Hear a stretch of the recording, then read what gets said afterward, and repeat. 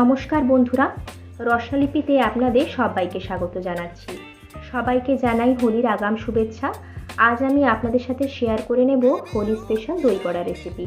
দই বড়া কিন্তু একটা পপুলার চাট রেসিপি, আর হোলিতে কিন্তু অবাঙালিদের স্পেশাল মেনুতে এই দই বড়া মাস্ট। শুধু অবাঙালি কেন, চাটের যে কোনো রেসিপি আমাদের সকলেরই খুব প্রিয়। তাহলে চলুন দেখে নেওয়া যাক আমার আজকের রেসিপি।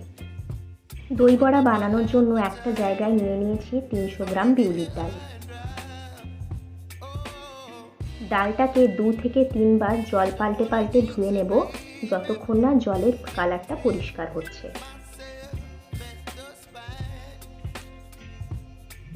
দু 3 বার ভালোভাবে ধুয়ে নেওয়ার পর পরিমাণ মতো জল দিয়ে ডালটাকে ওভারনাইট রেখে দেব ভিজতে দেওয়ার জন্য। দই বড়ার জন্য ডালটা ভালোভাবে ভেজা খুবই জরুরি। 7 থেকে 8 ঘন্টা পর ফিরে এলাম। ডালটা ফুলে ডাবল হয়ে গেছে।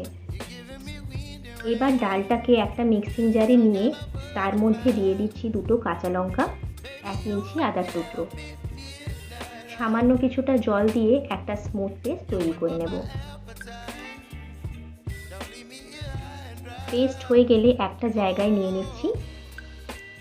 একটা কথা মাথায় রাখতে হবে, ডালটা পেস্ট করার সময় কিন্তু খুব বেশি জলের ব্যবহার করা যাবে না, তাহলে ডালের পেস্টটা পাতলা হয়ে যাবে আর বড়াগুলো ভাজার সময়ও ঠিক করে তোলা যাবে না। এখানে দেখুন ডালের পেস্টটা কিন্তু বেশ ঘন আছে। পুরো ডালটা পেস্ট করার পর এতটা হয়েছে।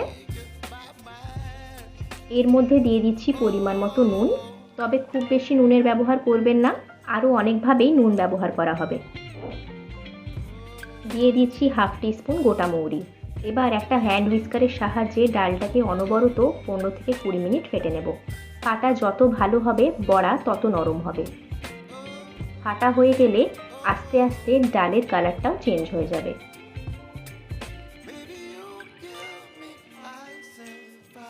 এবার বুঝবো কি করে ডালটা পারফেক্ট ফাটানো হয়েছে কিনা।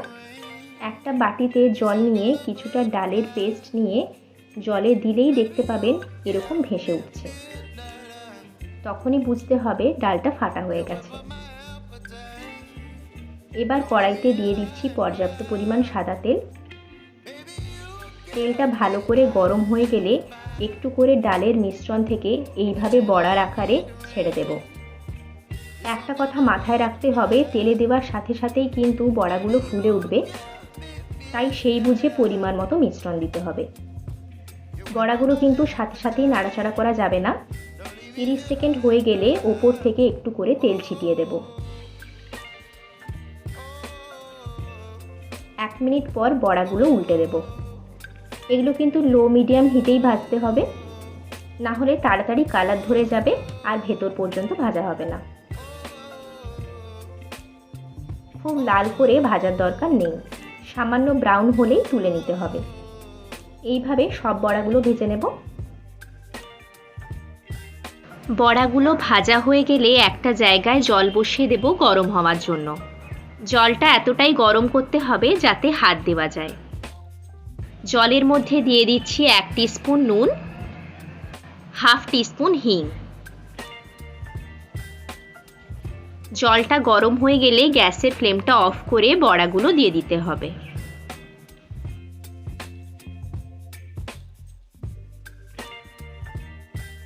একটা চামচ দিয়ে বড়াগুলো একটু ডুবিয়ে দেব।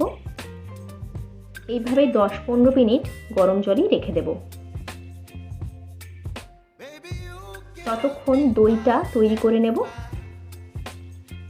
একটা জায়গায় নিয়ে নিয়েছি 500 গ্রাম টক দই। দইটা আমি ভালো করে ফেটিয়ে নিয়েছি। এর মধ্যে দিয়ে দিচ্ছি 3 টেবিল চামচ চিনি, পরিমাণ মতো নুন, 1 টিস্পুন ভাজা জিরের গুঁড়ো দিয়ে ভালো করে মিক্স করে নেব যতক্ষণ না চিনিটা ভালো মতো গলে যাচ্ছে।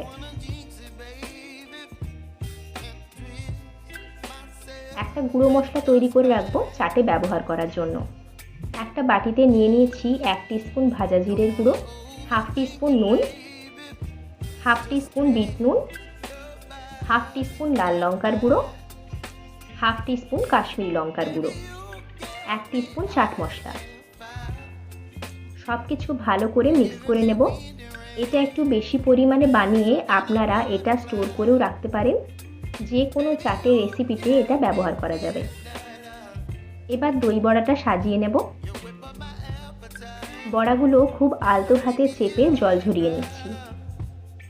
খুব জোরে চিপবেন না, বড়াগুলো নরম হয়ে গেছে, ভেঙে যেতে পারে। প্লেটে 4টে বড়া নিয়ে নিচ্ছি। ওপর থেকে দিয়ে দিচ্ছি ফ্যাটানো টক দই,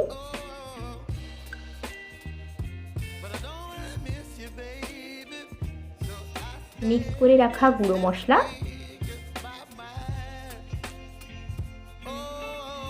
ধনেপাতা চাটনি আর তেঁতুলের চাটনি। এই দুটো চাটনির রেসিপি আমি আগেই শেয়ার করে রেখেছি। ওপর থেকে দিয়ে দিচ্ছি কিছুটা ঝুরি ভাজা। এটা সম্পূর্ণ অপশনাল, পছন্দ না হলে দেবেন না। তাহলেই তৈরি আমাদের দই বড়া। খেতে অসাধারণ লাগে, বাড়িতে অবশ্যই ট্রাই করবেন। ভালো লাগলে লাইক করবেন, কমেন্ট করবেন। আমার চ্যানেলে নতুন বন্ধু হয়ে থাকলে সাবস্ক্রাইব করবেন, তাহলে আমি যখনই নতুন কোনো ভিডিও আপলোড করব তার নোটিফিকেশান আপনার কাছে পৌঁছে যাবে। তাহলে দেখা হচ্ছে আবার কোনো মজাদার রেসিপির সাথে। ততক্ষণ সুস্থ থাকুন, ভালো থাকুন। ধন্যবাদ।